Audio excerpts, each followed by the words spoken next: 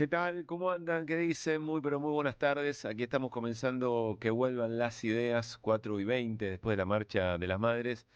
Y teníamos ganas de comenzar así, con Peteco Carabajal, con Teresa Parodi, creo que Vero Condomí también participa en esa versión de San Cayetano, que significa tantas cosas, ¿no? Para los fieles, para toda una sociedad, creyente o no, pero que deposita en la posibilidad de tener trabajo, en la conservación de trabajo o en el agradecimiento por haber conseguido algún trabajo, porque históricamente es una peregrinación de agradecimiento, ¿no? A San Cayetano, allí en la ciudad de Buenos Aires, en la iglesia que está en Liniers, en la parroquia allí en Liniers, y una movilización muy importante que se desplazó desde temprano hacia Plaza de Mayo, después de las palabras del arzobispo de Buenos Aires, García Cuerva, muy críticas sobre la escena y respecto al gobierno también, lo venimos diciendo. Hay algo ahí, hay un encolumnamiento en general, están pasando varias cosas en la Iglesia Católica, pero están señalando, quizá no con nombre propio, pero cuando García Cuerva habla de cuidar a las personas discapacitadas, cuando dice que quienes revuelven la basura no lo hacen por placer, si lo hacen por necesidad, y cuando habla de jubilados y jubiladas, está claro que está señalando las políticas del gobierno de Javier Milei y todavía hay enorme cantidad de gente que está llegando a Liniers para poder saludar, tocar, orar, agradecer, pedir allí a San Cayetano y una movilización que confluyó con la Marcha de las Madres hasta hace un rato nomás en Plaza de Mayo. Enseguida vamos a ir con Fabián Waldman. Hola Luis Paginiger, ¿cómo ¿Qué tal, andamos? Pablo? ¿Cómo andás? Me quedaron resonando las palabras de Peteco, a quien escuchábamos hace un ratito, que decía, el que debe responder no es San Cayetano, Claro, claro. es otro el que Está tiene que mirando a otro responder, lado. ¿no? Exactamente. Dudo que responda en este momento a los reclamos, a los planteos incluso de la Iglesia Católica y a lo que se está planteando en este momento o en un ratito, no tengo claro si ya ocurrió o no, en la Plaza de Mayo con la lectura del documento final de las organizaciones que ahí se Ujú. están convocando, ¿no? Hola Néstor Restivo, ¿cómo ¿Qué andamos? tal, Pablo, Luispa? ¿Cómo Muy andan? buenas ¿Todo bien? tardes. Todo muy bien. Bueno, quisimos arrancar además con nuestros cantores y cantoras populares, porque hay algo de raíz muy popular en lo que representa San Cayetano y el rol del empleo. Em, Hay cosas interesantes para plantear. Vamos después a contarles lo que está pasando, insisto, desde la perspectiva de la Iglesia en Mar del Plata y reuniones de la Pastoral Social, el Comité Ejecutivo de la Conferencia Episcopal, que son los obispos de todo el país, que además hablan sobre el trabajo en todas sus formas, ¿no? Es decir, la heterogeneidad que tiene hoy el empleo, el trabajo en la Argentina, y les adelanto que vamos a hablar con Luis Campos cerca de las 5 de la tarde, que es un especialista en estos temas, para que nos cuente, hoy yo diría que nos ayude a interpretar la escena laboral en la Ujú. Argentina, en esa heterogeneidad, en esa multiplicidad de formas, desde lo informal hasta lo informal y muchas otras cosas más, ¿no? Cómo entender el momento del empleo en la Argentina. Hay cosas que van quedando claras. El momento de la industria, hoy se conocieron datos del INDEC, volvió a caer la industria, comparando en meses, volvió a caer contra 2 meses de repunte, pero esos repuntes de ninguna manera alcanzaban a la caída del año, de lo que viene acumulando de manera interanual. La destrucción de las pequeñas y medianas empresas, que son las dadoras de empleo, la apertura importadora, la desregulación, hay un escenario ahí muy claro y muy concreto, ¿no? Bueno, es una de las postales del día, que enseguida vamos a seguir repasando. Vamos a hablar de lo que dejó ayer el Congreso Nacional. Sí, por supuesto. Y el otro gran tema del día Sí, es el cierre de las así alianzas, es, ¿no? cierre de Recuerden alianzas. ustedes, pasan tantas cosas en este país que a veces queda alguna un poco de lado, pero hoy a las 12 de la noche, a última hora del día de hoy, Ujú, cierra la posibilidad de inscribir alianzas. así es. Eso quiere decir, eh, quien no se inscriba, los partidos que no se inscriban juntos hoy ya no podrán hacerlo, sí van a poder inscribirse de manera individual. Cualquier Ujú, partido político que quiera presentarse solo a elecciones lo va a poder hacer dentro de 10 días, sí, junto con la presentación de la boleta completa, ¿no? Esto quiere decir nombre y apellido de quienes van a a integrar las listas. Así que se vienen días más moviditos, te diría, que los que están terminando en el sí, día de hoy. claro. No es este sábado, es el sábado que viene, el cierre de las listas, Sí. el 17, y bueno, tendremos ahí seguramente mucho baile. A propósito, hoy Milei se sacó finalmente la foto con los referentes de cada una de las secciones electorales en la provincia de Buenos Aires. También estaba Patricia Bullrich. Había que poner alguna cara conocida. Estaba Bullrich, estaba Karina Milei, Sí, estaba Sebastián Pareja, que Ritondo, nadie lo conoce, pero el pero es nombre sí importante. circula, ¿no? La cara se Sí, conoce poco. estaba Ritondo, estaba Spert, si no me equivoco. Y después, insisto, cada referente en Villa Celina. eh, y con una bandera, bueno, de suma provocación, ¿no? De estos Ujú. tiempos. Kirchnerismo nunca más. Ahora vamos a hablar sobre eso también.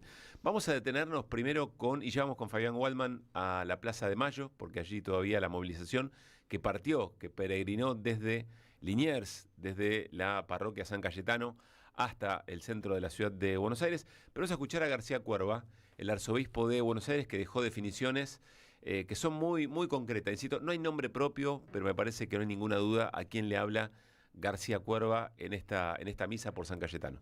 Somos custodios y guardianes de la vida de los demás, de los más pobres, de los más débiles, de los ancianos que siguen esperando una jubilación digna. Somos custodios de los discapacitados y de todos los enfermos. No podemos desentendernos de los que sufren. No podemos desentendernos de los que revuelven los tachos de basura buscando algo para comer, que no lo hacen porque les gusta, lo hacen por necesidad. Bien, García Cuerva, insisto, en una lectura muy cruda. García Cuerva tiene, de alguna manera, una vocación por hacer una buena lectura de la escena, y quienes lo conocen y quienes conocen la dinámica de la Iglesia Católica, que sabe jugar en la escena. Ujú. Pero no es solamente García Cuerva, para lo que valga, ¿no? En el marco de lo que significa la Iglesia Católica en la Argentina, va en columnado con lo que está pasando en Mar del Plata.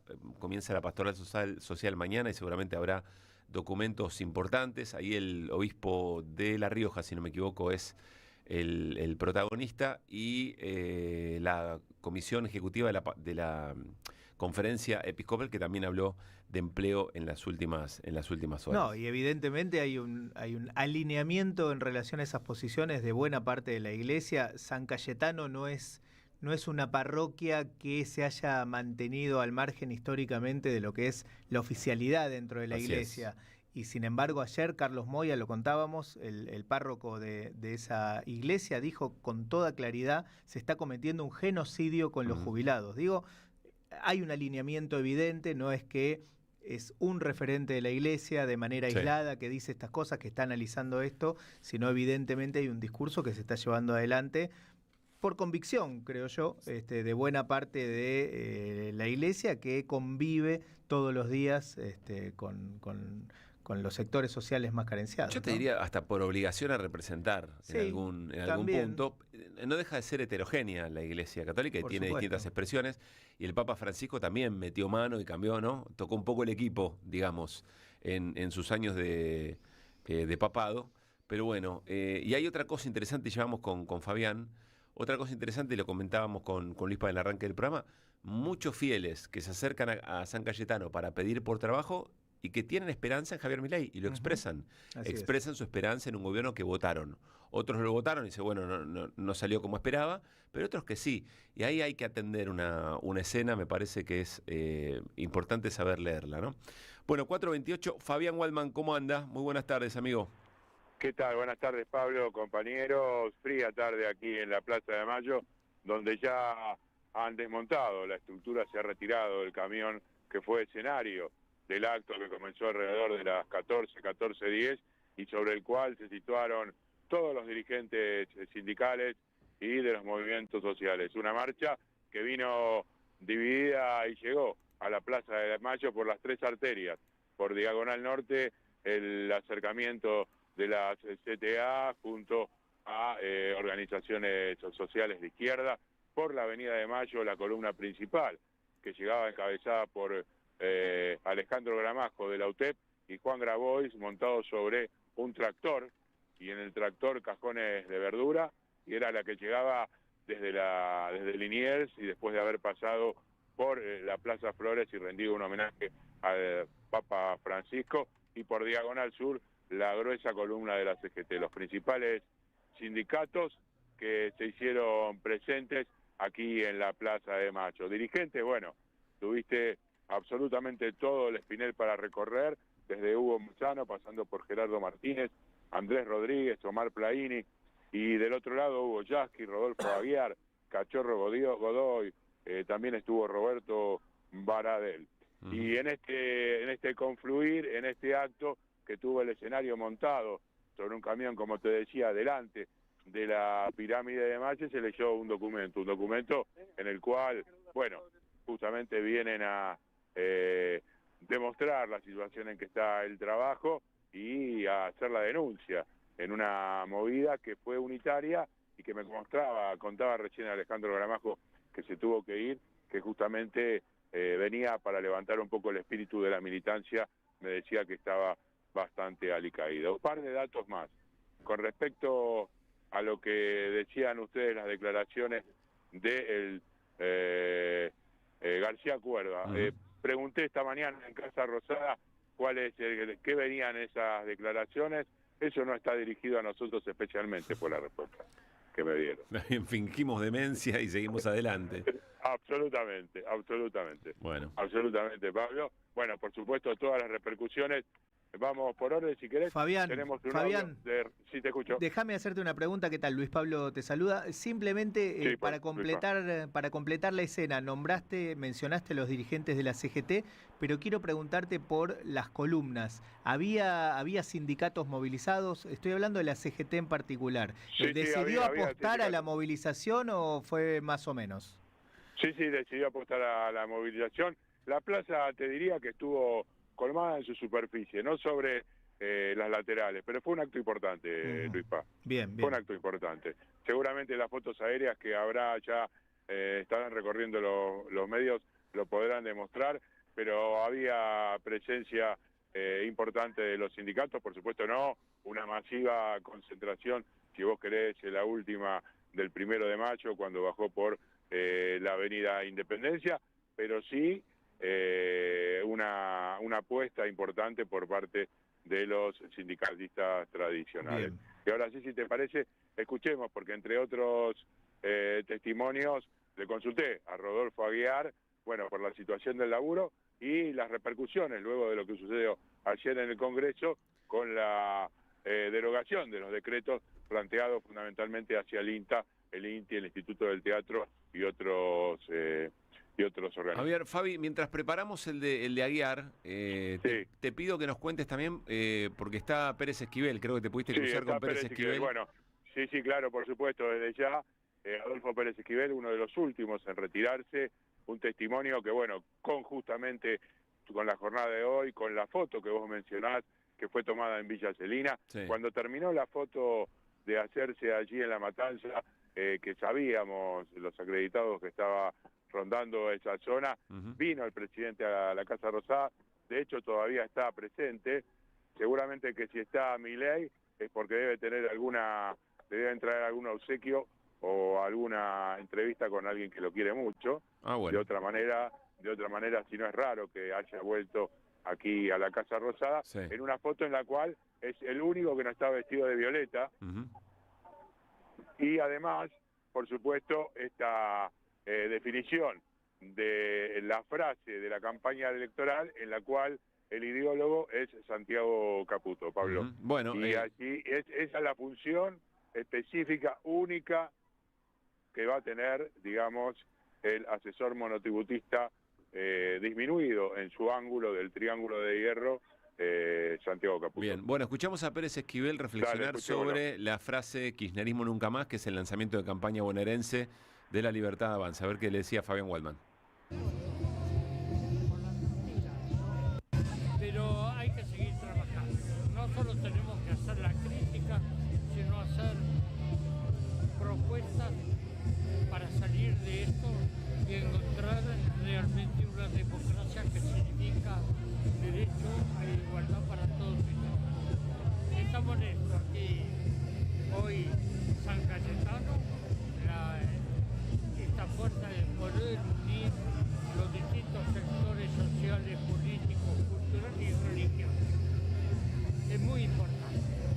y vamos a lograr superar esto. Lo que va a necesitar es un gran esfuerzo y voluntad de todos argentinos y argentinos. Adolfo, hoy el gobierno usó la consigna nunca más para empezar la campaña electoral. Dijo kirchnerismo nunca más. No, el nunca más es este gobierno. El kirchnerismo, Cristina, tiene que seguir aportando a nuestro pueblo. Pero esto ya es de terror, es una crueldad total. Y ahora, en el mes de septiembre, quiere traer al genocida del pueblo palestino, a Netanyahu.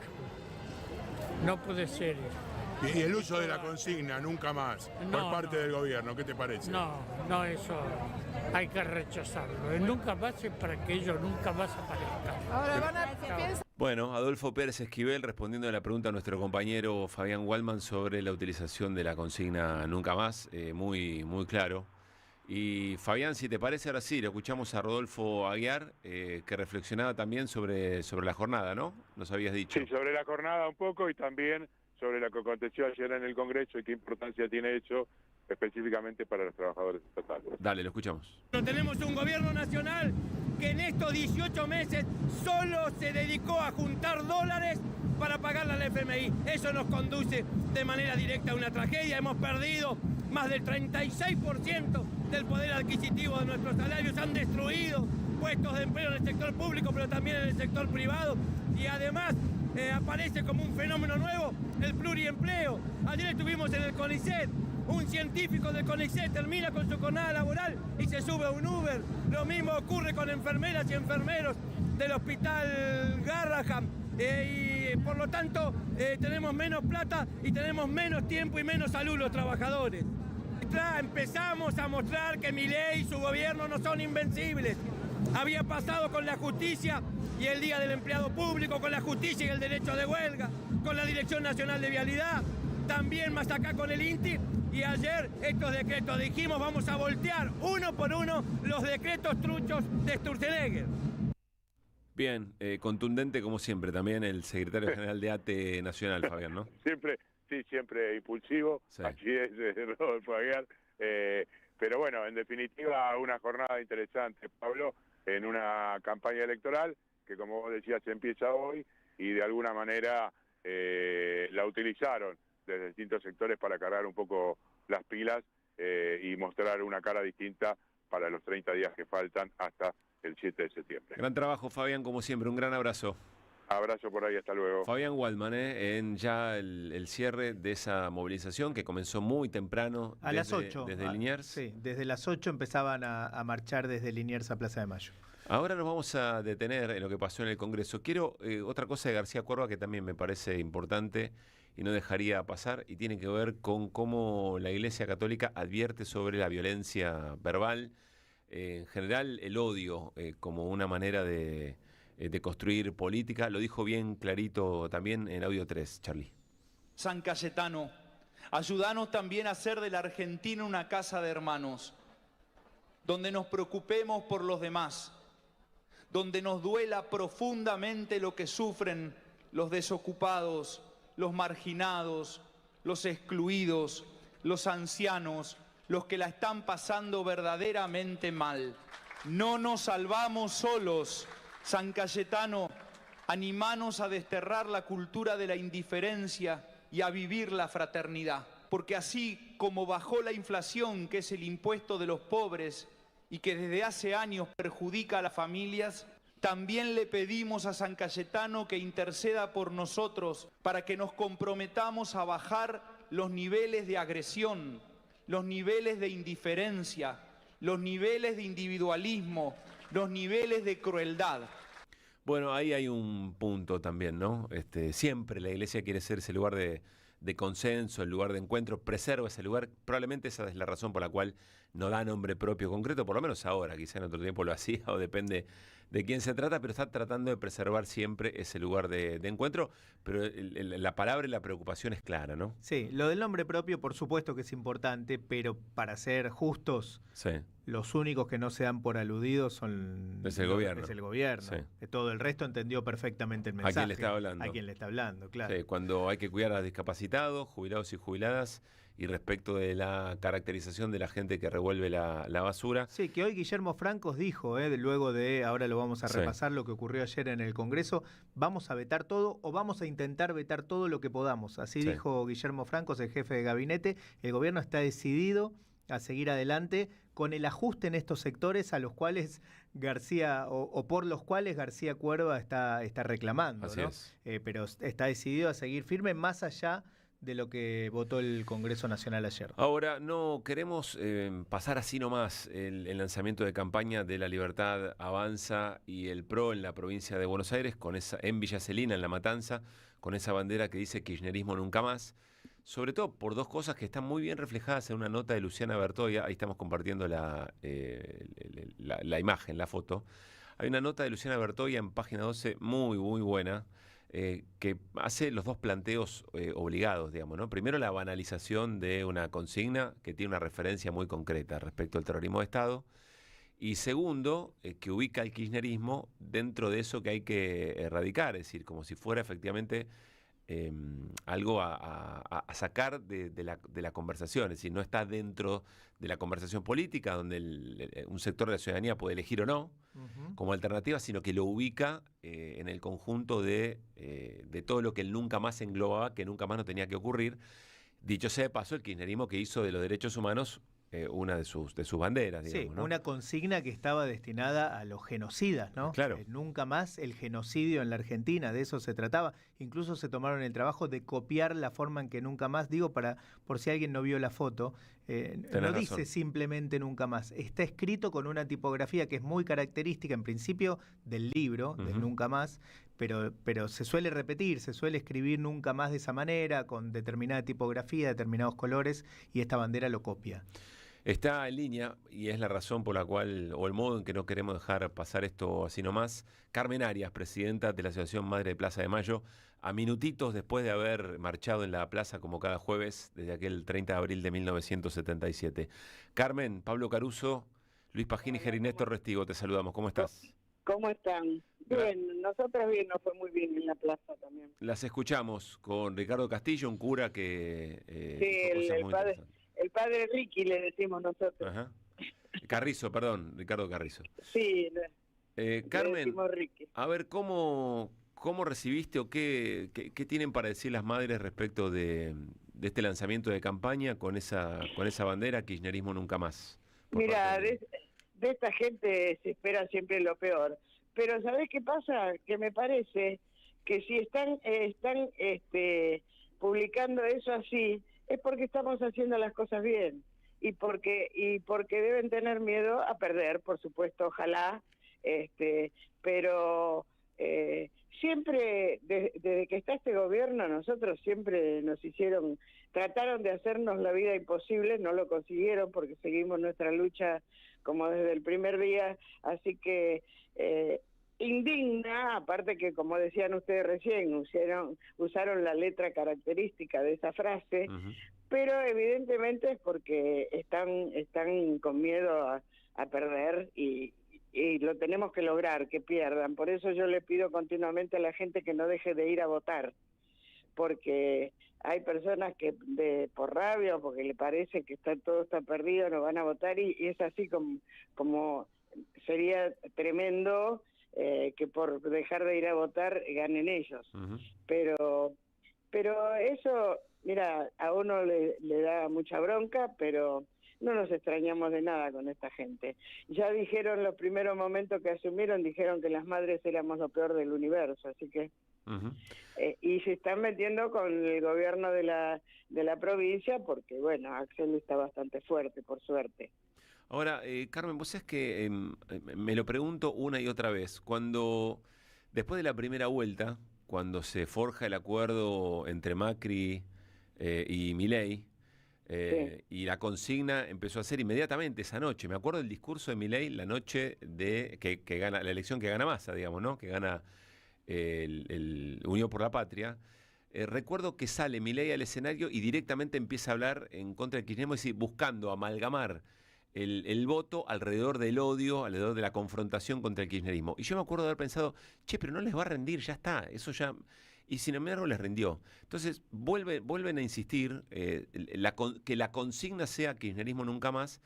Quiero preguntarte cómo lo entendés vos. ¿Todavía hay flotando en el aire tanto disgusto, tanto odio inoculado respecto de lo que representa el kirchnerismo, que no es solamente el kirchnerismo, y puede ser igual de eficaz que como cuando ganó Milei la elección? ¿O estos 2 años crees que alguna mella le hicieron esa consigna? No, yo creo que estos 2 años no son tan fáciles para ellos como fueron. Creo que hay mucha gente que los apoya todavía, evidentemente, pero me parece que están perdiendo bastante gente que ahora los cuestiona, ¿no?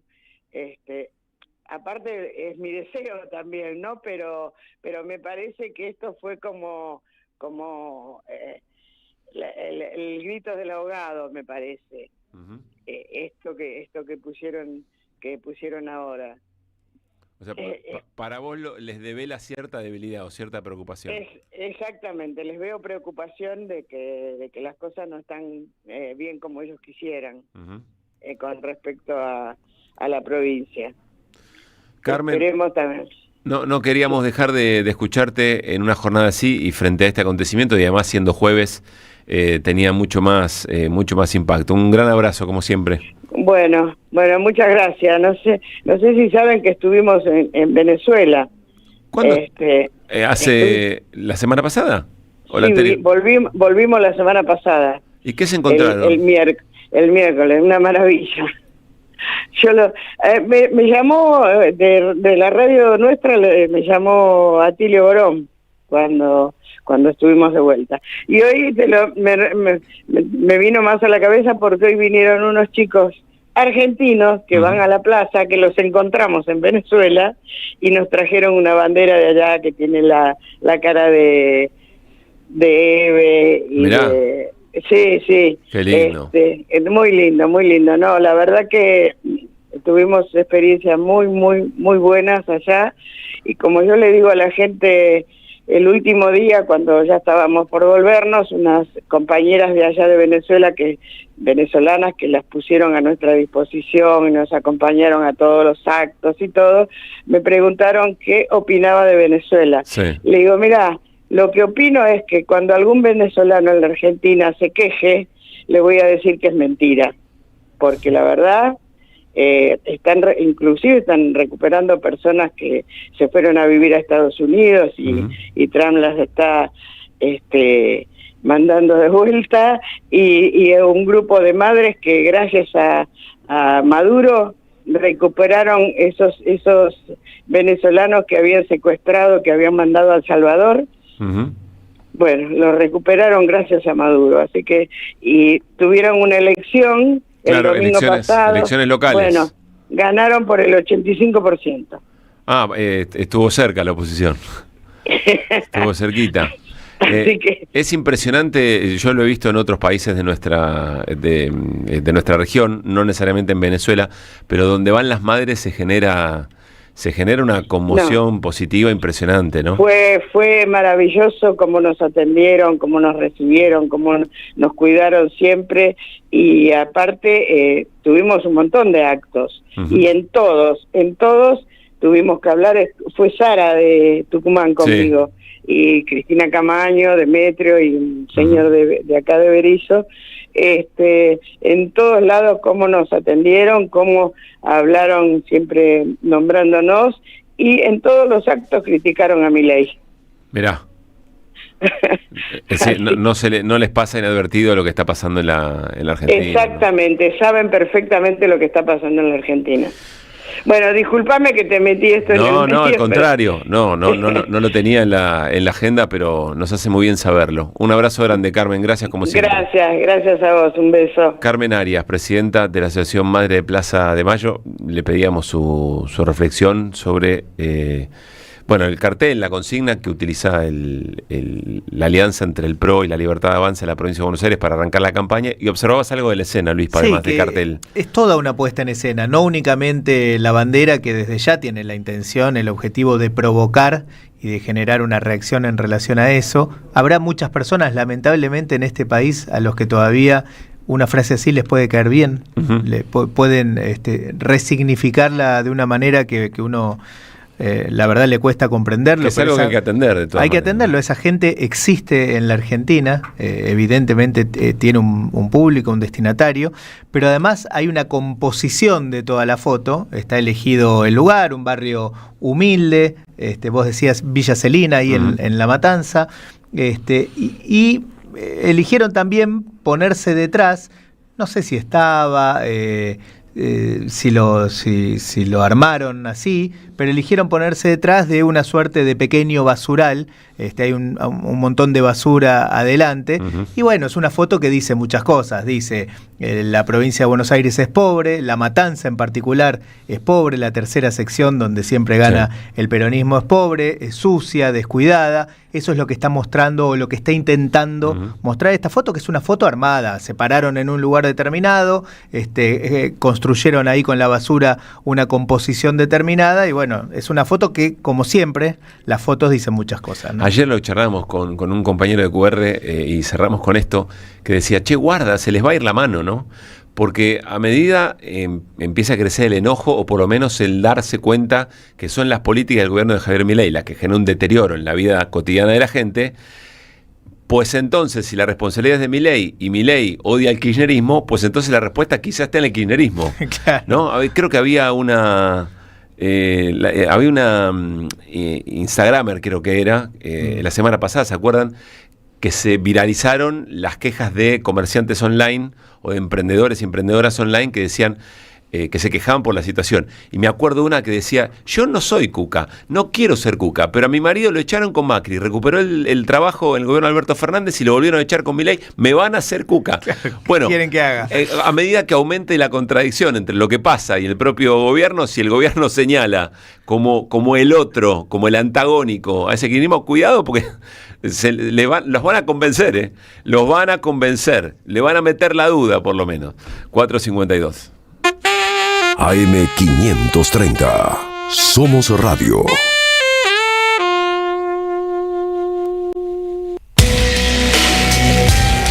Saverio el Cruel, el clásico de Roberto Arlt, se presenta en su segunda temporada con dirección de Gabriela Villalonga. La crueldad, la violencia y la farsa en el seno de las clases dominantes, bajo la mirada ácida del autor, que cobra vigencia en estos tiempos de tecnocapitalismo brutal. Un material necesario para reflexionar, sin perder el humor, sobre quién es realmente el cruel en un presente individualista y precarizado. Saverio el Cruel, todos los domingos a las 17 en el mítico Teatro Payró, San Martín 766, Ciudad de Buenos Aires.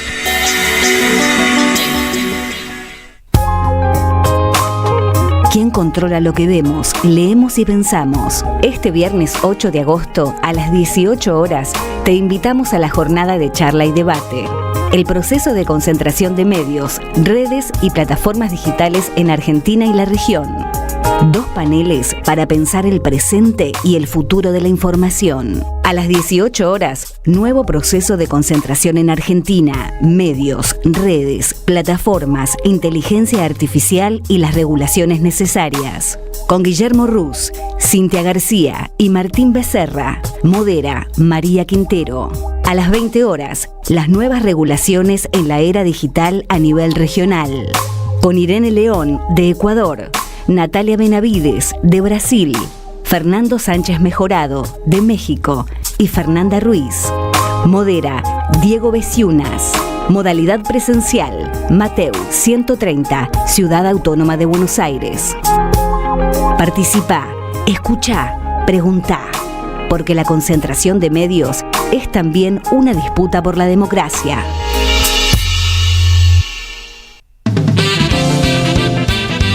Súmate a la experiencia Pulqui Bar. Esta semana, este sábado 9, Vení a desayunar al Pulqui con AM530. Amado Vudú y Camilo García, junto a sus equipos, te invitan a ser parte de sus programas. A las 9, Sin Diarios, con Ignacio Copani en vivo. A las 11, Minutos Contados. Acordate, todos los sábados, desde las 9, AM530, te esperan el Pulqui Bar, Entre Ríos 484. No te lo pierdas. El Pulqui Bar, punto de encuentro en el corazón de la ciudad de Buenos Aires. Entre Ríos 484. Las cooperativas construyen un mundo mejor. Novedades en Ediciones Continente. FMI. La trama oculta de la deuda, impunidad y poder de Alejandro Olmos Gaona. El acuerdo de Javier Milei expone una larga lista de sometimientos a las pretensiones del Fondo Monetario Internacional, del que existe un total desconocimiento sobre su estructura normativa. Un libro que pone en evidencia todo lo que no se sabe. Ediciones Continente. Editamos futuro con memoria. Ingresá a nuestro sitio www.edicontinente.com.ar o a nuestro Instagram, @edicontinente. Súmate a la experiencia Pulqui Bar. Ciclo de cine y peronismo en el Pulqui Bar.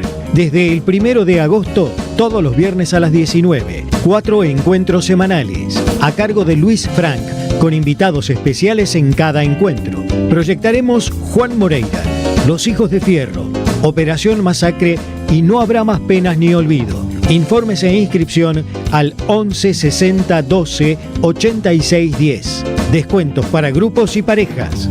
El Pulqui Bar, punto de encuentro en el corazón de la ciudad de Buenos Aires. Entre Ríos 484.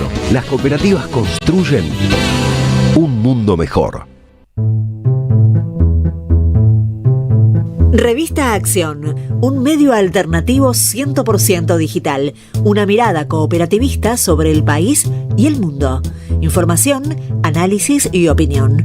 Porque otro mundo es posible, entra en Acción. En la web y en las redes sociales. www.accion.coop. AM530 Somos Radio. Buscamos la verdad siempre. Que vuelvan las ideas. Hasta las 18.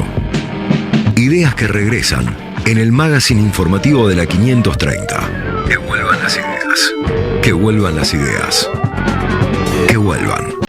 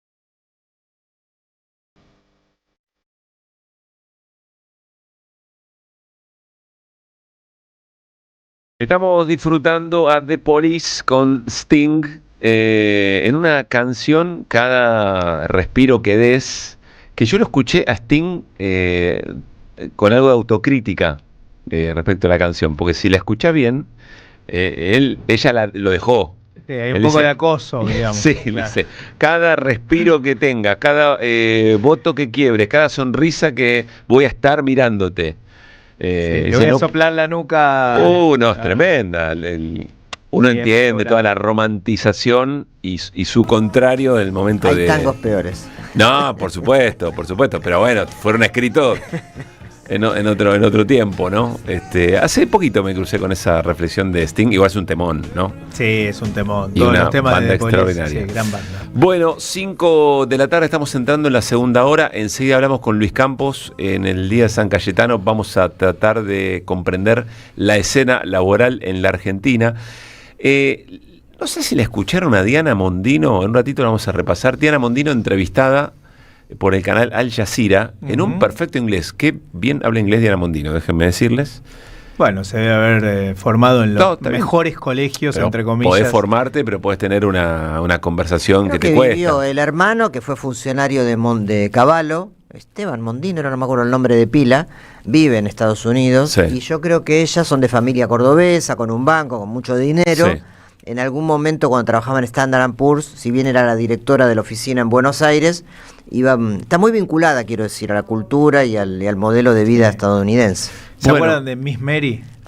Que era la película Miss Mary, la película, que era la institutriz de unos chicos en una estancia, que era traída especialmente de Inglaterra para educar a los chicos. Me la imagino a Mondino exactamente igual, ¿no? Pero me llamó la atención, era muy bien inglés, y le preguntaron sobre el caso Libra. Y la respuesta, yo creo que ya está medio viralizada, pero va a llegar en horas muy complicadas para el presidente respecto del caso Libra. Porque, bueno, se supo que era falsa la identidad de uno de los tipos que estaba armando con él la criptomoneda, porque la justicia pidió la trazabilidad de la plata que salió de la billetera o de una de las billeteras de Hayden Davis en sincronía con reuniones que iba teniendo con funcionarios del gobierno. Pidieron saber la ruta de la plata, digamos, la ruta de la guita. Y en medio de eso, a Mondino le preguntan ¿qué es? ¿Es corrupto o medio tonto?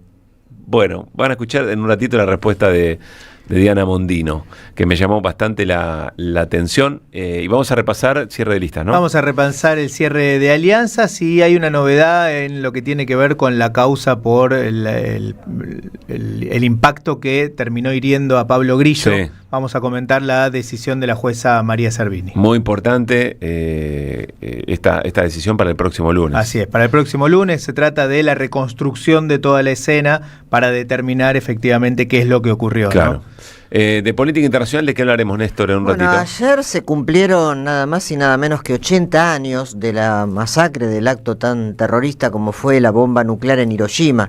Y pasado mañana se cumplen 80 años de Nagasaki. O sea, estamos en unos días muy conmovedores para la historia de la humanidad, de Japón en particular. Vamos a hacer un recuerdo de lo que fue ese día en un contexto mundial donde está Ucrania, donde sigue la masacre en Gaza, donde se habla cada tanto de armamento nuclear, etcétera. Así que vale la pena evocar lo que fueron esos días para Japón. ¿Estamos hablando del peor ataque terrorista en la historia de la humanidad? ¿O? Yo siempre lo he calificado de esa manera. ¿Ah, sí? No lo sabía.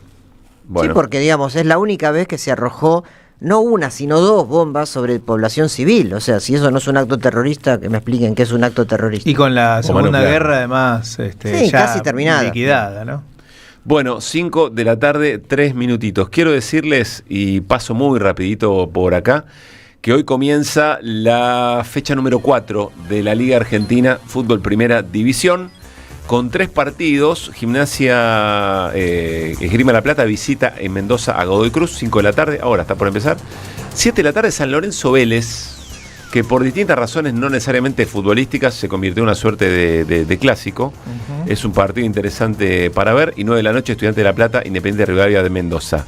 Pero el sábado, después repasamos todo si quieren, pero el sábado hay gran jornada futbolera, gran jornada de corrido, en continuado se decía en algún momento en los cines, ¿no? Para ir a la cancha quien pueda o para no moverse del sillón quien no pueda ir, ¿no? Dice Nico Lacaba que esta última opción es la suya.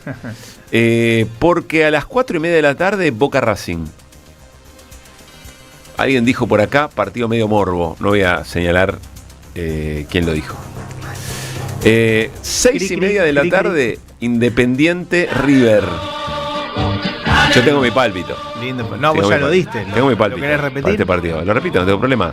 Si no hay una cosa rara en el vestuario independiente, si no hay una cosa rara... No, pero ya estás metiendo... Pero decirle a Caruso... Cosa rara Pará, como Flavio, qué. que estamos de buena, Flavio.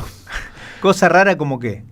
No, porque llama mucho la atención todo lo que pasó con Angulo y acusaciones de que la dirigencia no se comportó como debía. Bueno, pero ¿por qué influiría en el partido contra River? No lo sé, que yo. Y bueno, si hay mensaje contra Grindetti, contra la dirigencia, no lo tengo claro. Si eso no ocurre, para mí, gana Independiente el clásico. Para mí. Lo ves un equipo sólido, firme. No es solamente goleador. eso. En estos partidos pasan otras cosas. Si se juega en River, te decía, no, poca chance. Pero allá en Avellaneda... me parece que puede andar Independiente. Bueno. Bien, y para terminar, como si esto fuera poco, para el bolsillo de la dama y la cartera del caballero, también el sábado 20:45 visita Tucumán Rosario Central con Ángel. Pará, ¿no? ¿Cómo darle rojo? Con Angelito Di María nos vamos hacia Tucumán. ¿Hay público visitante? Sí, creo que hay público visitante, que un grupo de hinchas de Central Lo que hace Di María, hacer. Qué bárbaro. Sí, esas y otras cosas más. Sí, por supuesto. Los vas a ver. Penal. Pará, no empeces a llorar, falta un montón para el juego contra River. Pará de llorar. ¿Jugamos? Ah, sí, jugamos, sí, claro. En Central. En Central. Bueno, 5:05 se nos viene Campos. Que vuelvan las ideas. Hasta las 18. Volver con actualidad. Regreso informativo. Que vuelvan las ideas.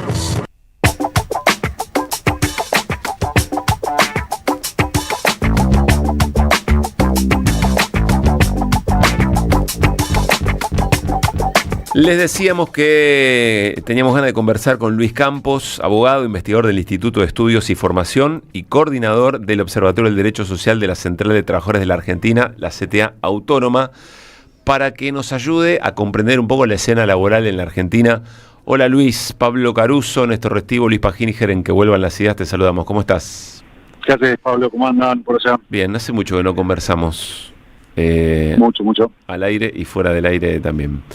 Bueno, amigo, ¿nos ayudas a comprender un poco la escena en este San Cayetano, en su heterogeneidad, en la complejidad, en su dinámica, no solamente en la foto? ¿Cómo caracterizarías la escena laboral argentina hoy? Está todo muy estancado en niveles muy bajos.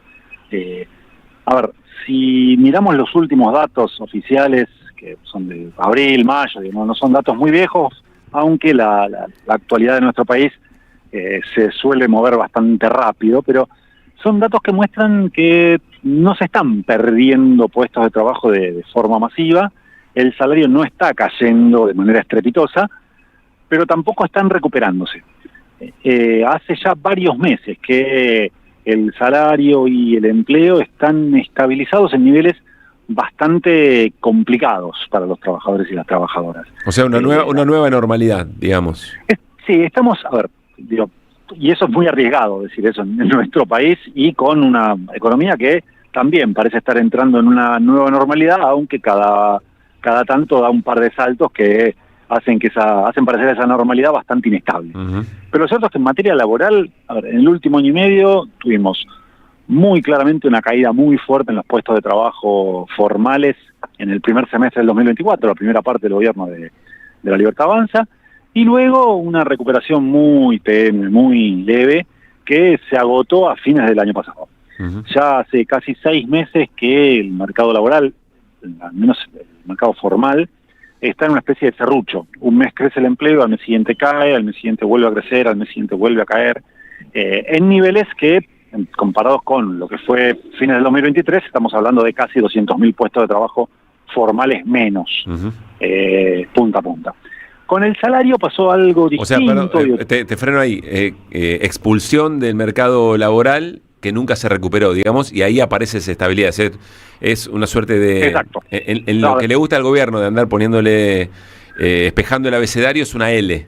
Es una L clarísima. El dibujito es una L, a ver, si querés no tan vertical la caída al principio, un poco más en diagonal, pero una L al fin. Digo, la segunda parte del dibujo es una línea plana. Bien. La contracara de eso fue el crecimiento de el empleo informal y fundamentalmente el empleo por cuenta propia. Esto también, ahora, según los datos del INDEC, el primer trimestre del 2025, lo que más creció en comparación con un año atrás fue el empleo por cuenta propia, y dentro del empleo por cuenta propia, los cuentapropistas informales, es decir, los que ni siquiera tienen para pagar el monotributo. Mirá. Eso es lo que más creció en el último año y compensa, y de hecho compensa con creces, la caída del empleo formal. Es decir, en comparación con un año atrás, hoy tenemos más ocupados. Hoy hay más gente que trabaja que un año atrás. Lo que pasa es que cambió la conformación de esa masa de ocupados. Hay más ocupados, pero cayeron los formales, sobre todo los asalariados, y crecieron mucho los informales, sobre todo los cuenta propia. Que es, el empleo por cuenta propia informal es el más precario de los precarios. Es el vendedor ambulante, cualquier trabajador que está peleándola en la vía pública, el cartonero, los que trabajan en ferias populares yendo a buscar algunos bienes que se consiguen más barato para después revenderlos en algún tipo de plataforma o revenderlos puerta a puerta. ¿Eso es lo que más creció? Eso es lo que más creció por lejos, en el último año. De vuelta, es un poco el panorama respecto del empleo. Y respecto del salario, lo que tenemos es una caída muy fuerte en los primeros meses del gobierno de Javier Milei, diciembre y enero, diciembre de 2023, enero de 2024, y luego una recuperación muy heterogénea. Muy heterogénea porque en el sector privado registrado, donde se perdió mucho empleo, pero punta a punta no se perdió tanto salario. Hoy el salario está más o menos en los mismos niveles que donde lo había agarrado Javier Milei a fines del 2023, con menos trabajadores, con menos cantidad de trabajadores. Y donde cayó muchísimo el salario fue en el sector público, derrapó casi un 15%, es una caída fenomenal, que además esconde una heterogeneidad también muy importante adentro del sector público, porque el sector público provincial cayó apenas un 7% en comparación contra fines del 2023. Y digo apenas porque que te serruchen un 7% de tu salario es muchísimo. Pero digo apenas porque el Estado, los trabajadores del Estado público, del sector público nacional, del Estado nacional, perdieron más de un 30% de su salario real en un año y medio. A ver, el problema de perder, estoy hablando de números, a vos te sacan un 7% de tu salario y lo vas a sentir, te va a pegar, pero vas a hacer alguna estrategia, vas a hacer malabares para sostener tu presupuesto familiar, tu presupuesto personal, vas a recortar lo que puedas recortar, lo que no puedas recortar no lo vas a recortar, pero lo que puedas recortar lo vas a recortar, te vas a ajustar.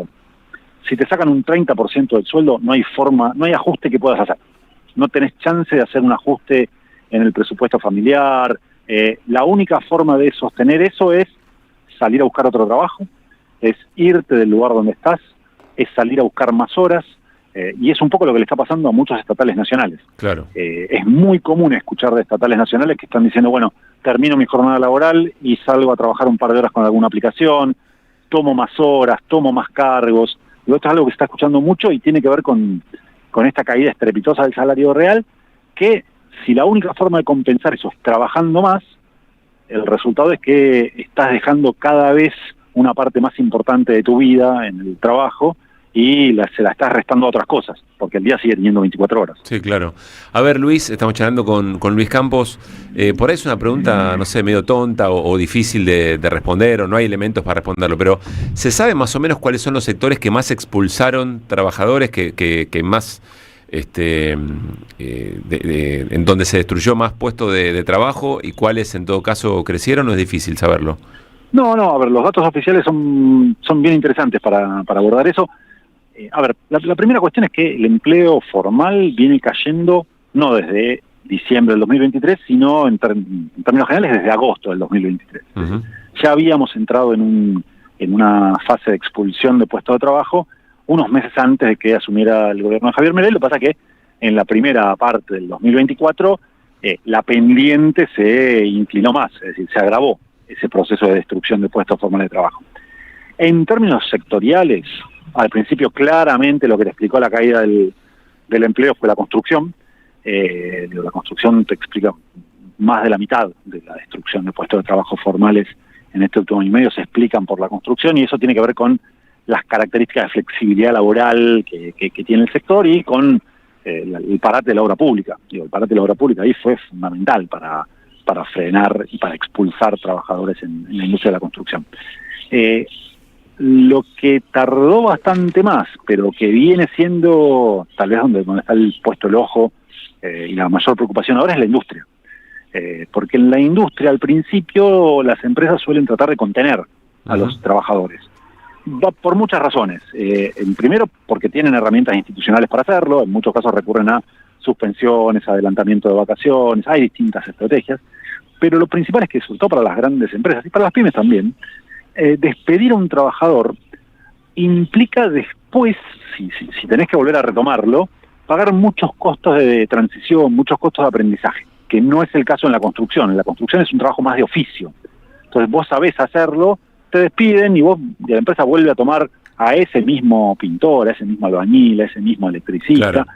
O toma otro, pero es un trabajo de oficio que se sabe hacer. En cambio, en una cinta de montaje, en una línea de producción, ese trabajador que se suma a esa industria tiene un tiempo de aprendizaje que se mide, que tiene un costo. Entonces las empresas suelen tratar de postergar esas decisiones. Bueno, lo postergaron durante todo el 2024, ya hace unos cuantos meses que la industria está expulsando trabajadores, casi en todas las ramas industriales, con la excepción de la rama de alimentos, que es la única que no viene expulsando masivamente trabajadores. El resto de las ramas te diría que están todas en mayor o menor medida en un proceso de reducción de la cantidad de trabajadores, que también tiene mucho que ver con esta nueva normalidad donde la apertura económica, esta idea de combatir la inflación abriendo la economía a las importaciones, sin al mismo tiempo pensar en los costos que eso genera. Pero bueno, en términos sectoriales pasa un poco eso, y también algo interesante que pasa a nivel sectorial es ver cómo impactó la reforma laboral del año pasado. Y ahí la construcción es muy clarito, porque yo te decía, tuvo un retroceso muy fuerte del empleo formal en el inicio de la construcción y siguió cayendo después de la reforma laboral. Pero lo que creció mucho después de la reforma laboral es el empleo por cuenta propia y el empleo no registrado, los asalariados no registrados en la construcción, con lo cual ahí tenemos como la legislación a veces manda señales e incentivos muy claros, en este caso para precarizar la estructura ocupacional en un sector muy estratégico de la construcción. ¿Qué tal, Luis? Luis Pablo te saluda, ¿cómo estás?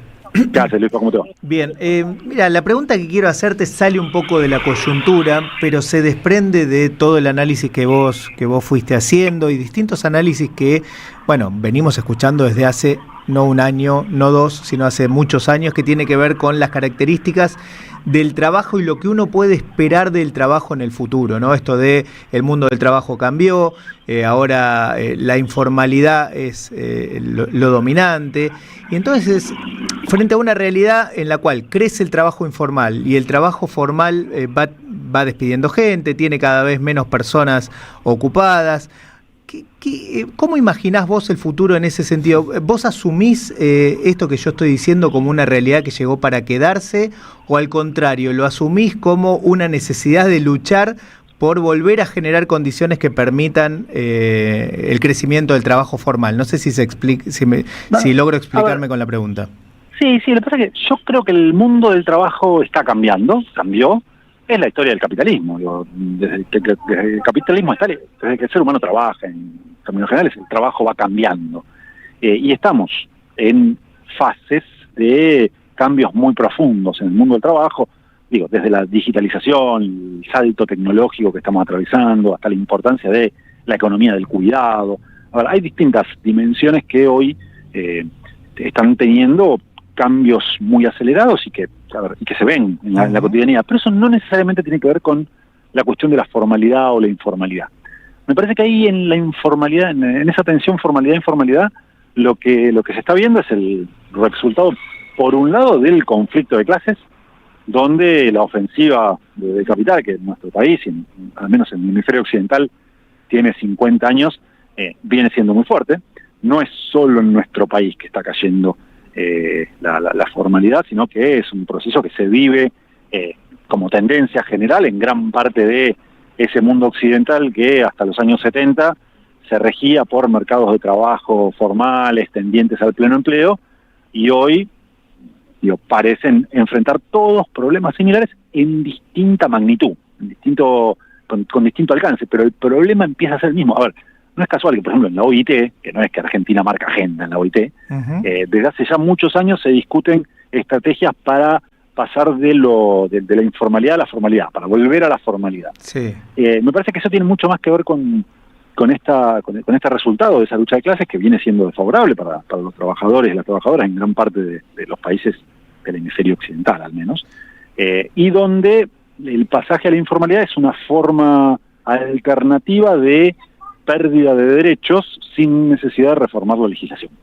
Claro. Me parece que ahí hay un tema. Ahora, eso no niega que esté habiendo cambios en el mundo del trabajo y que desde las organizaciones sindicales, los estados, la legislación, las políticas laborales tengan que tener algún tipo de aproximación a esa discusión. Claro, pero te lo pregunto precisamente por eso, y está bien que traigas el temita de la lucha de clases a colación, porque lo que yo vengo notando, seguramente vos también, es que desde distintos sectores populares comienza a reivindicarse el trabajo, como que se abandona la bandera del trabajo formal o la lucha por el trabajo formal y se empiezan a pensar nuevas formas, que no quiere decir que estén en la informalidad total, por supuesto que incluyen reformas legislativas que de alguna manera amparen a los trabajadores, pero si uno lo compara con lo que se obtuvo en el siglo XX, la pérdida de derechos es notable, por más que vos logres conseguir ciertos derechos que le den una cobertura mínima a la informalidad.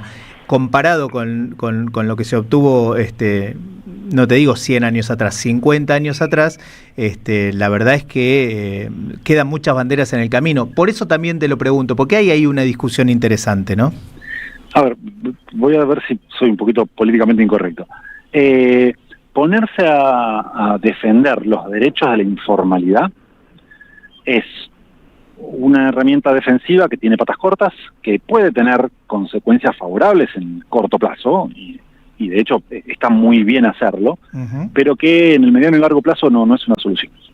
Y no es una solución porque no toca el tema central, que está ausente en esta discusión, que es la producción. El problema principal y la informalidad es producto de una estructura productiva, también informal. Una estructura productiva a la cual le sobra gente. En nuestro país, si analizamos cuál es la estructura productiva, cuáles son los sectores más dinámicos de la producción nacional, cómo se inserta la economía nacional en la economía de nuestro país, en la economía mundial, bueno, posiblemente lleguemos a la conclusión de que sobramos muchas personas, muchos millones de personas. Entonces, no es posible, no vamos a poder pensar en volver a la formalidad a millones y millones de trabajadores que al capitalismo le son no le son necesarios. Claro, hasta tanto no se cambia el modelo productivo, digamos. Entonces, la discusión por la formalidad, o por lo menos renunciar a la discusión por la formalidad, es renunciar a la discusión por el modelo productivo. Claro. Y no es que vos peleás por la formalidad y de paso ves qué pasa con el modelo productivo. En realidad, discutir el modelo productivo es lo que te va a llevar a condiciones de posibilidad para pelear por la formalidad. No quiere decir que si vos tenés un modelo productivo que demande fuerza de trabajo, eso te va a garantizar automáticamente la formalidad. Pero lo cierto es que Argentina en los últimos 50 años es de Latinoamérica, contando desde abajo para arriba, el tercer peor país en materia de comportamiento económico de los últimos 50 años, de América Latina y el Caribe. Los dos que están peor que Argentina en los últimos 50 años son Haití y Nicaragua. No tengo que explicarles a ustedes qué han pasado, qué han tenido que atravesar Haití y Nicaragua en estos últimos 50 años para decir, bueno, después de eso viene Argentina. Y esto te explica un poco el retroceso que ha tenido midiendo qué, Luis, eso. Crecimiento económico. Con ese patrón de crecimiento económico, con esa destrucción del aparato productivo que tuvo Argentina en los últimos 50 años, se explica por qué hoy estamos discutiendo estrategias de protección de derechos para el sector informal, para los trabajadores que no tienen cómo insertarse en ese mercado formal, porque de vuelta sobramos. Y me parece que asumir ese diagnóstico es casi el punto de partida para empezar a discutir algún tipo de estrategia distinta que no nos ponga permanentemente a la defensiva. Porque si no, sé que son muy futboleros ahí en la mesa. Si vamos a defendernos los 90 minutos y nos colgamos el travesaño en los 90 minutos, a lo máximo que podemos aspirar un 0-0. Claro. Y alguna de ellos en algún momento va a entrar. Porque además el referee juega para ello. Claro. Fundamentalmente eso, ¿no? Digo, ahí hay que repensar un poco cuál es el lugar de los trabajadores en el modelo de acumulación, y eso no está escindido de cuál es el lugar de la producción de nuestro país en la producción mundial, en el mercado mundial. Y digo, si hacemos ese recorrido y tenemos más o menos claro ese recorrido, vamos a poder empezar a discutir la discusión sobre los derechos, sobre la formalidad, la informalidad, que son en términos generales consecuencia de esas discusiones que primero se dan en el ámbito productivo. Gracias, Luis, como siempre, te mandamos un abrazo. Abrazo grande por sesión. Luis Campos charlando con nosotros, muy interesante esta última reflexión, la pregunta de Luispa. Es una frase, te digo, es una frase para estampar en alguna remera.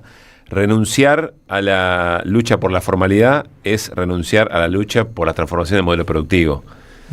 Es muy interesante eso, ¿no? Es resignarse, entregarse a que esta es la realidad y que va a ser siempre así. Por supuesto no debería ser esa la meta de la clase obrera, de los sindicatos, de las organizaciones populares y sindicales. Y fue claro, por si alguien se siente ofendido, fue muy claro, no hay que dejar de pelear por la representación de los sectores informales. No, claro. Eso está claro. E intentar estar cada vez mejor, digamos, desde ya, para esos sectores fundamentalmente. Pero sí se trata de tratar de acomodar un poquito a la informalidad, de cubrir algún derecho, es lo que Luis llama jugar poner el micro del equipo en el arco, y alguna te van a meter porque la cancha está inclinada, porque el área nuestra, digamos, es muy amplia, ¿no? Te cobran penal en la mitad de la cancha, más o menos.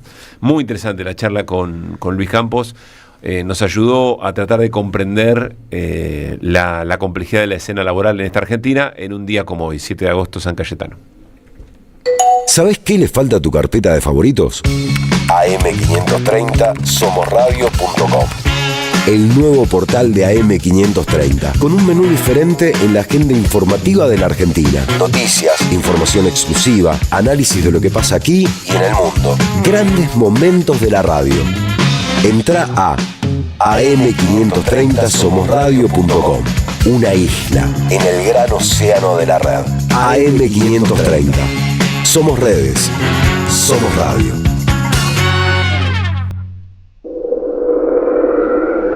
Teresa Parodi presenta Cantar con Todos.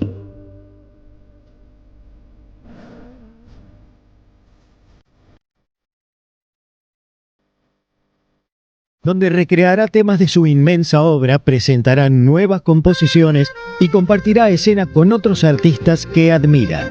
Una cita que invita al encuentro, a la comunión.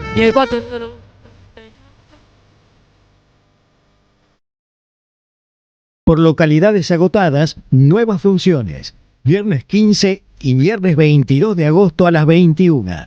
Hasta Trilce. Masa 177 Almagro, Ciudad de Buenos Aires. Entradas por Alternativa Teatral. Produce Jueguen. Invita a AM530.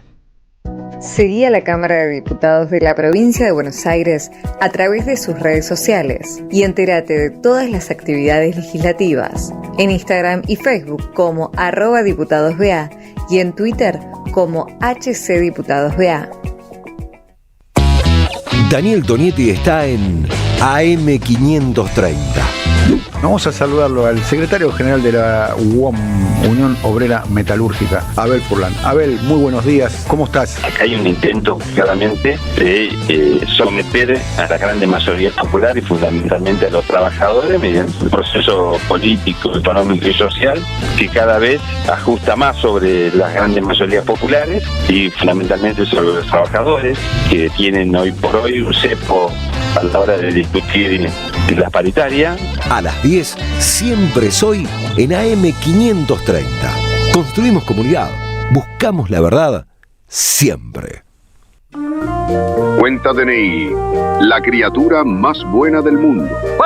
Hoy presentamos y prestamos hasta 50 millones de pesos para que Carlos Quincho haga su quincho, para que Rubén Coche se compre su coche y para que María veranee.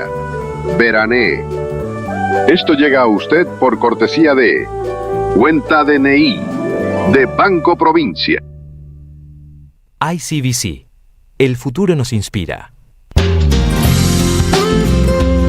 Buscamos informar, escuchar, debatir, pensar, para acercarnos entre todos a la realidad. AM530 Somos Radio. Buscamos la verdad siempre. Ideas que vuelvan. Que vuelvan las ideas.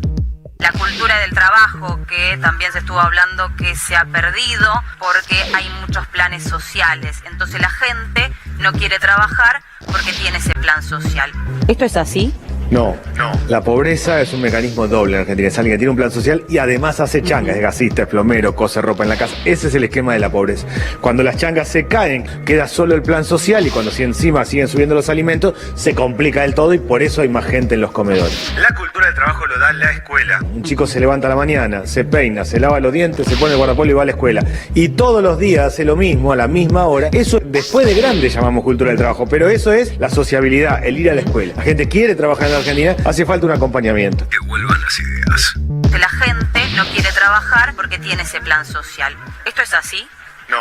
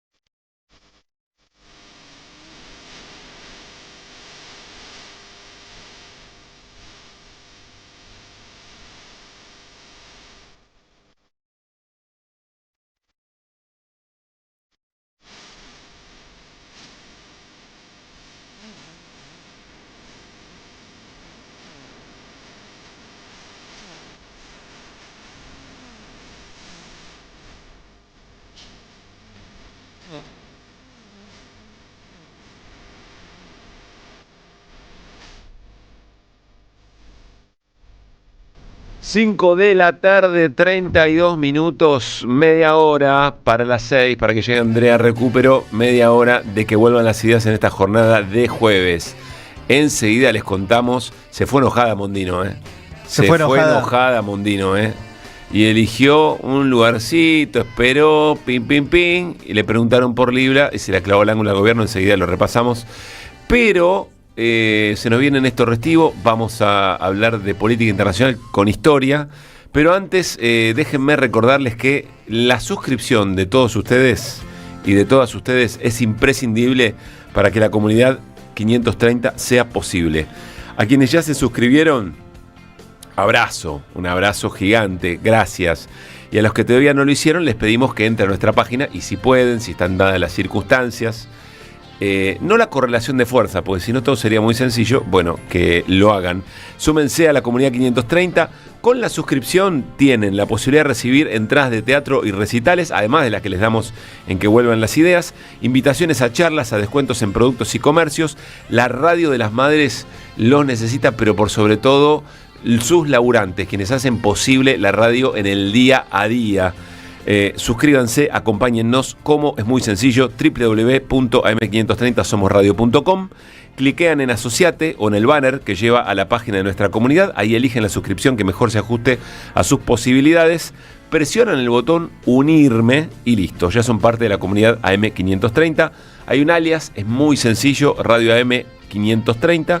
Y cualquier duda, por supuesto, la humanidad de nuestra comunidad va a atender el teléfono 11 6419 1650. 11 6419 1650. La comunidad de la 530 ya es una realidad. Abracémonos fuerte para poder sostenerla. 535.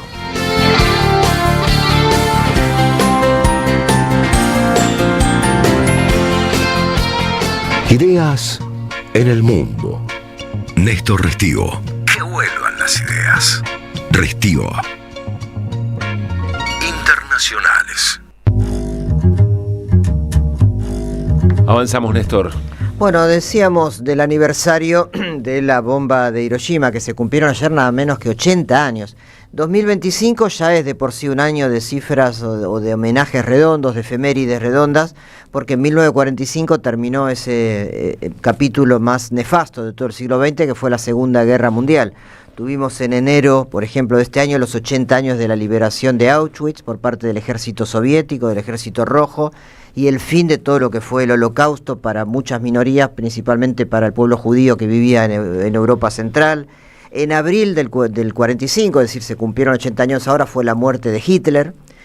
Y en agosto del 2025 se cumplen entonces 80 años del final oficial, llamémosle, de la Segunda Guerra Mundial, que fue en el Frente Oriental con las dos bombas en Hiroshima, el 6 de agosto, ayer se cumplieron 50 años, y el 9 de agosto en Nagasaki, tres días después.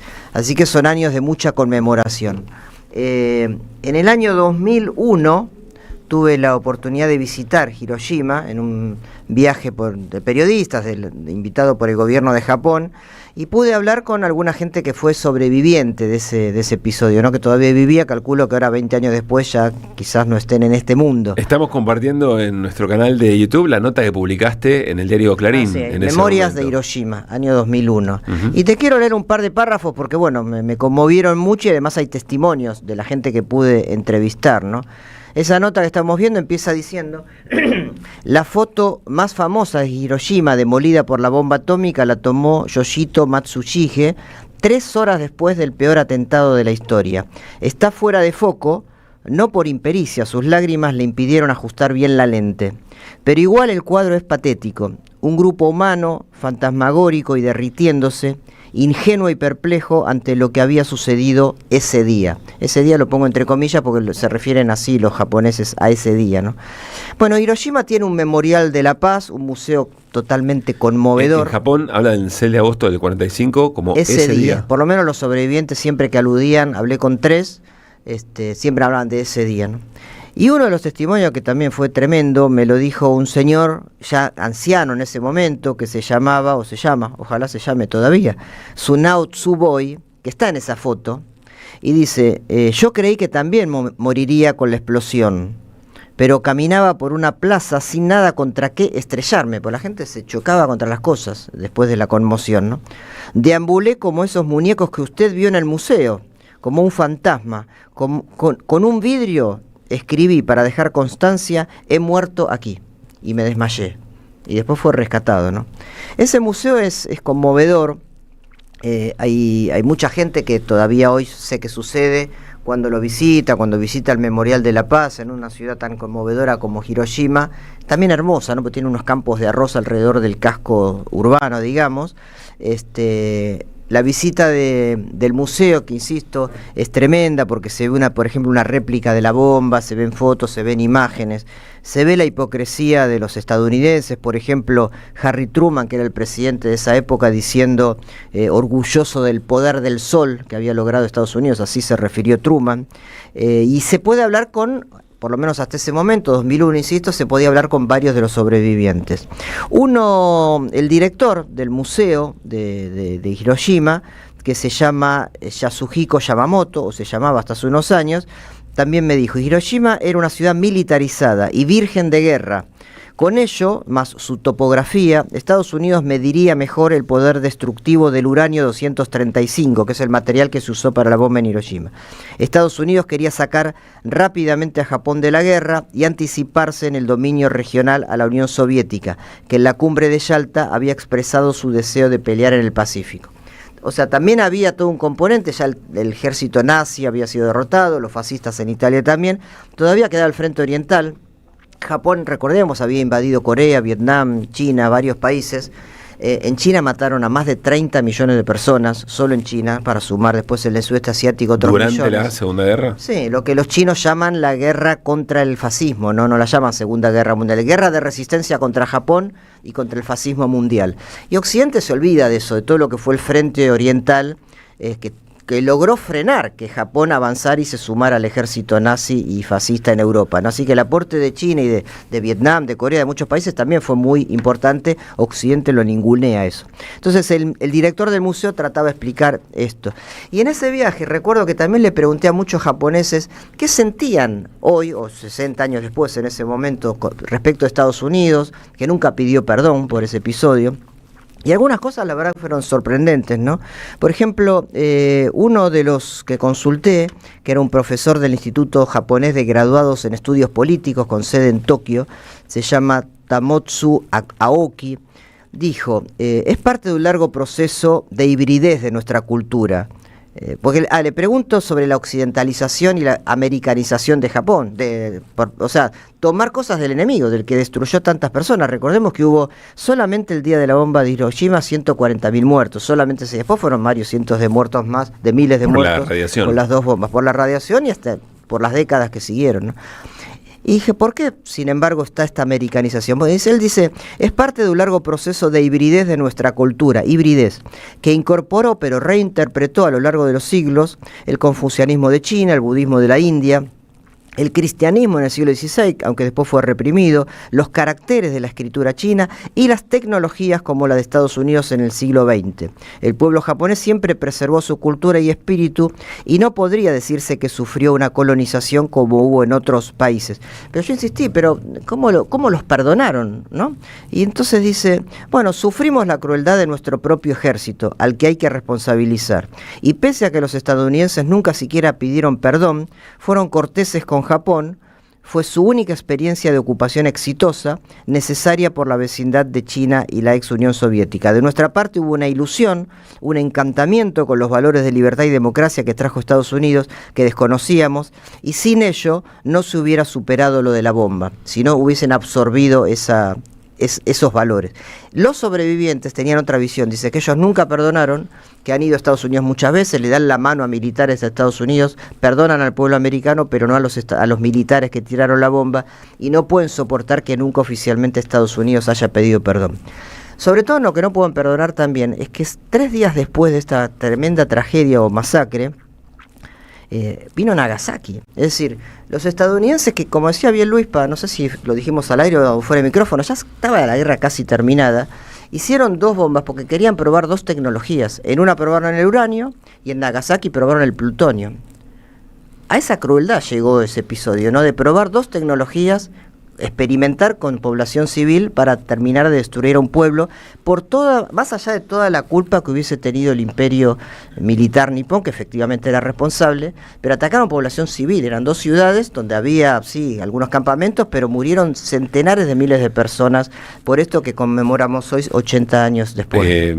Se dice también, no sé, Néstor, cuánto hay de cada cosa. Vos decís probar nueva tecnología. Sí, no fue la única razón, pero se probaron 2 tecnologías. Sentar la autoridad, dar una demostración de fuerza para la planificación del mundo que seguía después de la Segunda Guerra Mundial. Igual yo creo que con Hiroshima ya había mostrado, ¿no?, ese poder de fuerza. Pues hasta ahí había una competencia, una carrera por ver quién tenía primero la bomba nuclear, pero ya el poder que demostró en Hiroshima ya era más que suficiente, me parece, ¿no? Lo otro sí se puede considerar que fue un aspecto de prueba de tecnología. Y eso es quizás lo más imperdonable, que los propios sobrevivientes de Japón, más allá que absorbieron la cultura americana en su propia cultura, no perdonan del todo.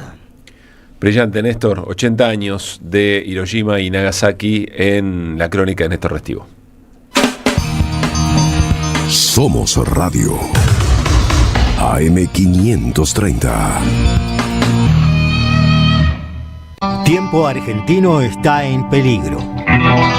Por los tarifazos, por los precios desregulados, por un gobierno que dejó de hacer campañas de información y difusión para la ciudadanía.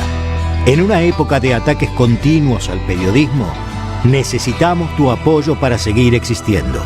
Asociate tiempoar.com.ar y construí el medio que te defiende. Neoliberalismo y resistencias en América Latina, volumen 2. 6 agudos investigadores nos invitan a pensar en torno a los modelos de integración regional ante las complejidades del tablero geopolítico del siglo XXI. Compilado por Sebastián Pasquiarello y Juan Facundo Muccia, miembros del CEDI, Centro de Estudios para el Desarrollo Integral, con prólogo del ex canciller Rafael Bielsa. Conseguilo en librerías y en edicionessicus.com.ar. Te esperamos en nuestra librería Café de Adolfo Alsina 685, Capital Federal. Ediciones Sicus. Libros para una cultura de la integración. ¿Sabías que estás increíblemente cerca de una de las catedrales más importantes del mundo? ¿De un teatro a la altura de la Scala de Milano? ¿De un museo de ciencias naturales tan impactante como el Smithsonian de Washington? ¿De un parque infantil que inspiró al mismísimo Walt Disney? ¿Y de la primera ciudad planificada de Latinoamérica? Sí, todo eso lo encontrás en La Plata, además de una increíble gastronomía, los mejores planes y plazas diseñadas para enamorarte. Redescubrí La Plata. Estamos acá, increíblemente cerca. Municipalidad de La Plata. ¿Quién controla lo que vemos, leemos y pensamos? Este viernes 8 de agosto, a las 18 horas, te invitamos a la jornada de charla y debate.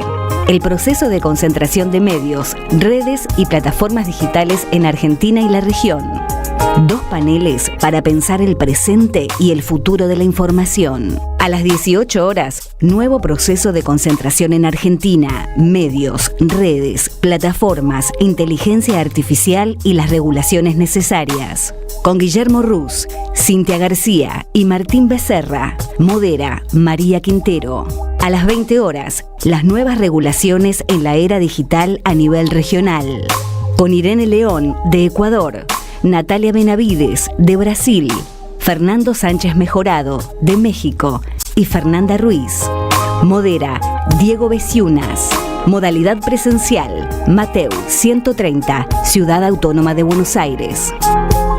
Participa, escucha, preguntá, porque la concentración de medios es también una disputa por la democracia. Tronador, agua mineral, botellones y dispensers para el hogar y la oficina. Hacé tu pedido al 4201-2627 o mandanos un mail a info@aguatronador.com.ar. Tronador, agua de mesa envasada. 12 de octubre 632 en Avellaneda. AM530 Somos Radio. Buscamos la verdad siempre. Que vuelvan las ideas. Hasta las 18. Volver con actualidad. Regreso informativo. Que vuelvan las ideas.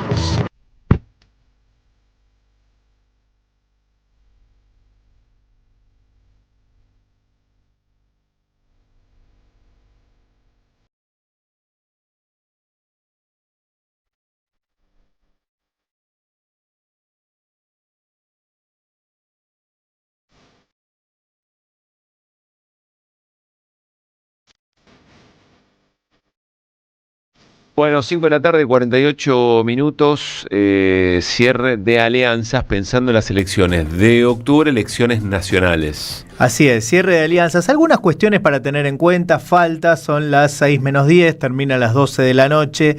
El panorama está más o menos delineado, está claro que el peronismo y aliados va a ir junto. Está intentando que sea en la mayor cantidad de provincias. Hay algunas donde todavía hay algunas dudas.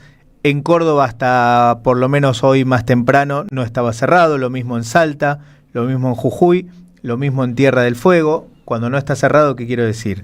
Hay distintos sectores del peronismo que todavía no están del todo de acuerdo. ¿Por qué? Porque vamos a volver a decir algo. Si bien hoy se cierran las alianzas, esto es, la unidad de distintos partidos que acuerdan ir juntos, para que acuerden ir juntos, en realidad tiene que estar cerrado, por lo menos en los primeros puestos, lo que vaya a ocurrir el 17. Claro, el 17 se cierran las listas. Ningún partido va a cerrar una alianza si eso no lo tiene más o menos claro, si no está más o menos negociado. Por eso, por más que hoy solo se cierren alianzas, si no se cierren nombres, no se cierren listas, eso está sobre la mesa. Lo que se está discutiendo es eso. Te voy a poner un ejemplo que se transforma en pregunta. Está Juan Carlos Juño ya para el cafecito, ahí lo vamos sumando. Hola Juan Carlos, ¿cómo te va? Bien, ¿qué tal? ¿Cómo están ustedes? Bien, muy bien. Sumate a la charla, estamos teniendo con Bueno, Lupa. cómo no. Hoy habló Daniel Tonietti a través de Martín Suárez, cronista en calle desde Liniers, en San Cayetano, estaba Juan Grabois. Claro, esa es uno de los temas. Entonces, Daniel le preguntaba qué va a pasar en el cierre y Grabois dice, no quiero mezclar mi militancia de base, territorial. Social, en este caso. Social, con lo partidario, así que no voy a hablar del tema.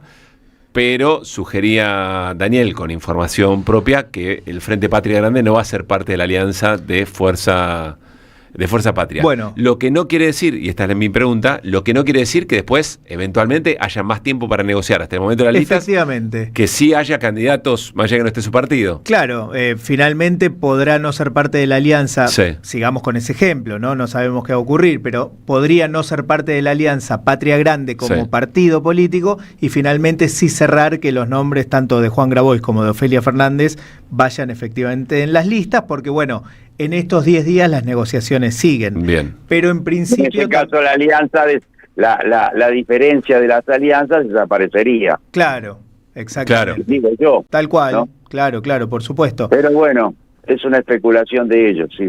Bueno, y que... Bueno, esa es una de las cuestiones. Después en provincia de Buenos Aires, además de lo de Juan Grabois en el caso de Fuerza Patria, hay dudas con Somos Buenos Aires.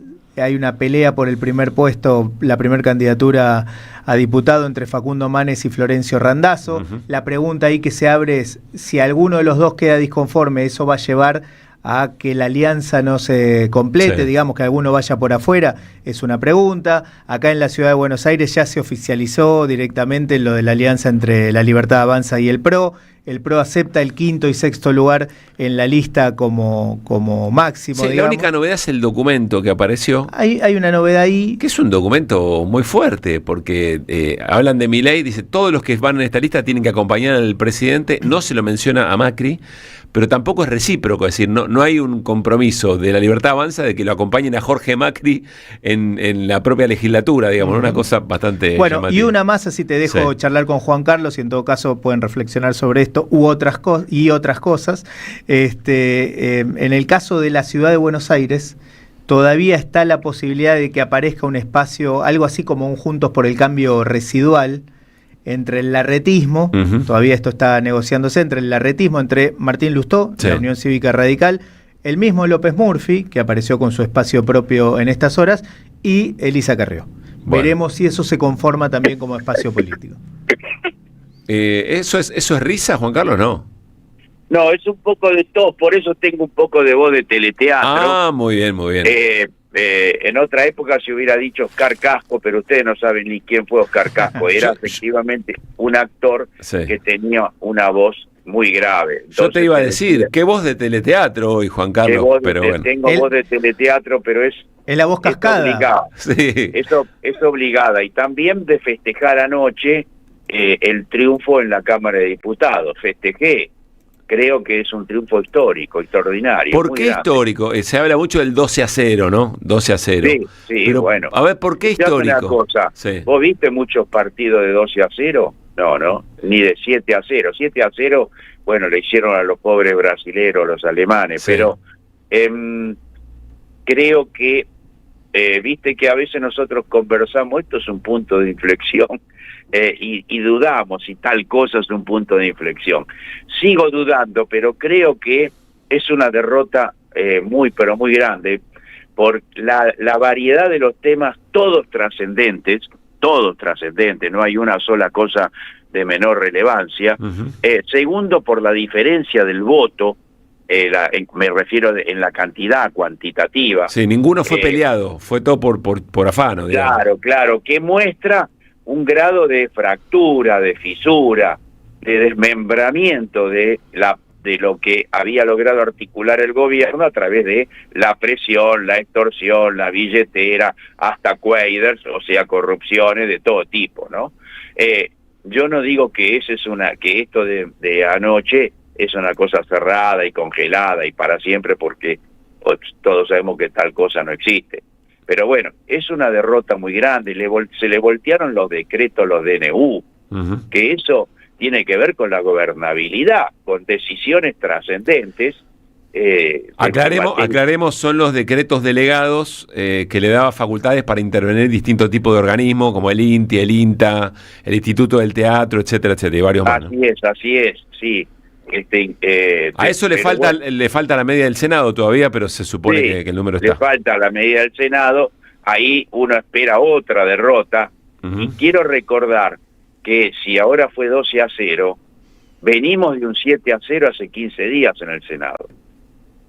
Yo, en un programa de radio, en el que suelo estar los domingos a la mañana con Filmus, le dije a Mayán 6-0 y el tipo me corrigió y me dijo, no, 7-0. Quiero decir que ahí hay un problema, se ha transformado todo esto en un problema muy serio que va generando al propio interior de la Libertad Avanza, de sus alianzas, toda una situación, y va fortaleciendo a la oposición, y para colmo en pleno proceso electoral. La otra cosa que yo me quiero reiterar, ¿no?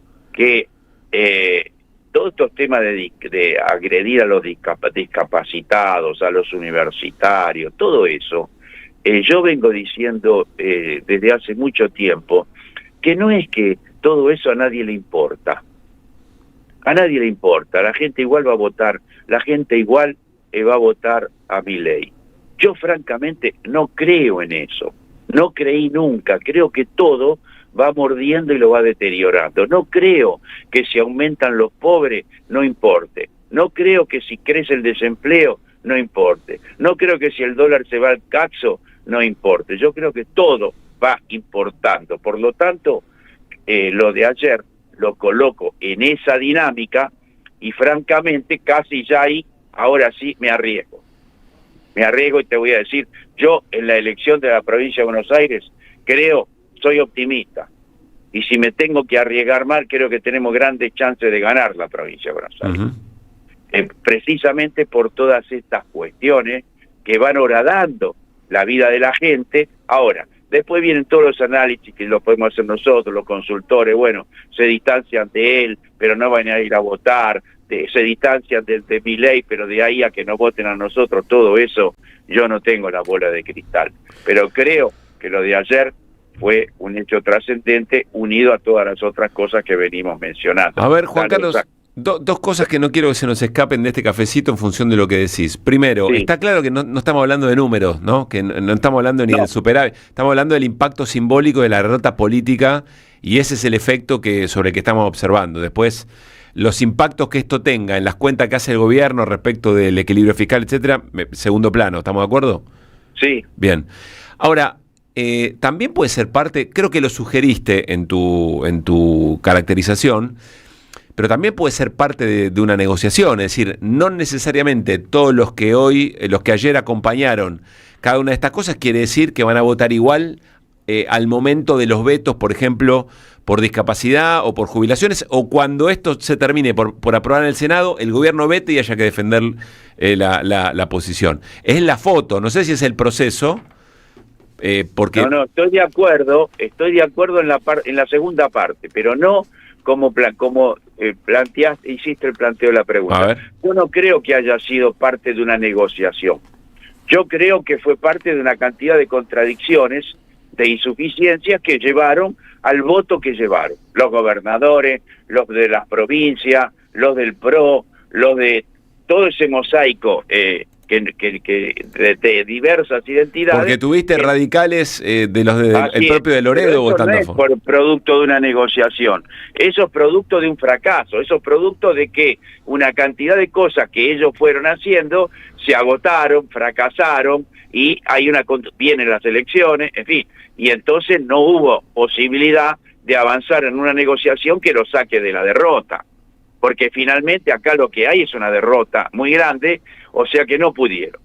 Ahora, efectivamente, lo dijimos antes, sí, hay una dinámica de la política, ahora viene el tema de los vetos, viene el tema del Senado, el gobierno no está derrotado definitivamente, ni mucho menos. Así que todo eso, hay un juego de presiones fenomenales, más que nada con los goberna, está el tema de las elecciones, así que, bueno, veremos. Pero en el tema, por ejemplo, de los vetos, tema trascendente en términos simbólicos y concretos también, bueno, la elección de ayer sobraban los 2/3, si consideramos los presentes. Es lo que hay que considerar. Sí. Veremos si eso luego se repite, está claro que es relativo, pero en fin, creo que ha sufrido el gobierno una derrota importante y la oposición, con todo el mosaico de contradicciones que es, creo que se fortalece. Bien. Juan Carlos, gracias como siempre, un gran abrazo. Acordate que dije que vamos a ganar en la provincia de Buenos Aires. Bueno, iba a abrir Nunca dice eso, Iba a abrir ese capítulo. Creo que es necesario comenzar a pensar esas cosas. El martes lo hablamos, iba a abrir ese capítulo porque ayer circuló mucho la preocupación de Casa Rosada por encuestas que le dan 10 puntos abajo en la elección general, pero esperá, yo me pregunto si no hay también estrategias del gobierno difundiendo eso para darse perdedores. Y eso parte, no lo sé, no lo tengo claro. Entiendo que vos no te dejás llevar por eso, que lo tuyo es más un análisis. No, sabía bien. Está bien. Yo lo que voy haciendo es una sumatoria de actos políticos. Claro. Porque si me voy a guiar por las encuestas de uno y otro, bien. Yo no le doy bola. No. Juan Carlos, abrazo grande. Chao, gracias. Chao, un abrazo. Bueno, nos estamos despidiendo. Nos quedó afuera lo de Mondino, pero es muy sencillo. Le preguntaron a Mondino en el canal Al Jazeera por el tema Libra y Mondino dijo: o Milei no es muy inteligente o es una suerte de corrupto. Bueno, es para verla esa entrevista. Hay que verla. Dijo varias frases interesantes. Y varias cosas más sobre la salud mental del presidente, varias cosas dijo la ex canciller Mondino en menos de un minuto, Néstor. Y una cosita que dije ayer que podía pasar y no pasó, pero avanzó el primer ministro de Israel, habló de la Franja de Gaza, le acaba de decir a la cadena Fox News en una entrevista que Israel tiene la intención de tomar todo el control de la Franja de Gaza, ¿sí? Lo más terrible, dice, queremos que la población de Gaza quede libre, de Hamás se refiere, ¿no? Sí. Pero la hipocresía es brutal. Mañana vamos a avanzar seguramente sobre esta situación. Nos vamos, mañana a las 4 de la tarde la seguimos en vivo, quédense, Andrea Recupero y todo el equipo para hacer la vuelta completa en la 530. Chau.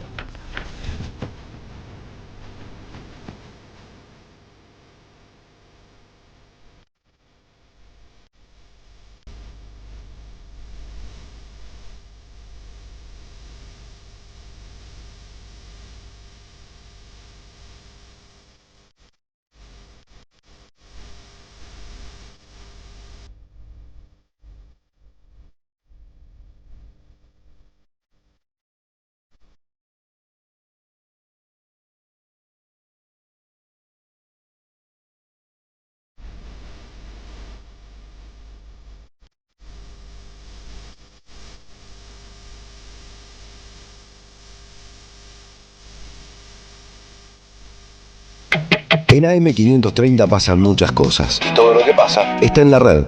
Somos Radio AM530 en Facebook. Entérate de lo que pasa. AM530. Somos redes. Somos radio. Alimentos cooperativos. Producción y comercialización de productos cooperativos y de agricultura familiar. Envíos a todo el país. Por pedido, envía tu mensaje al 11 34 31 292.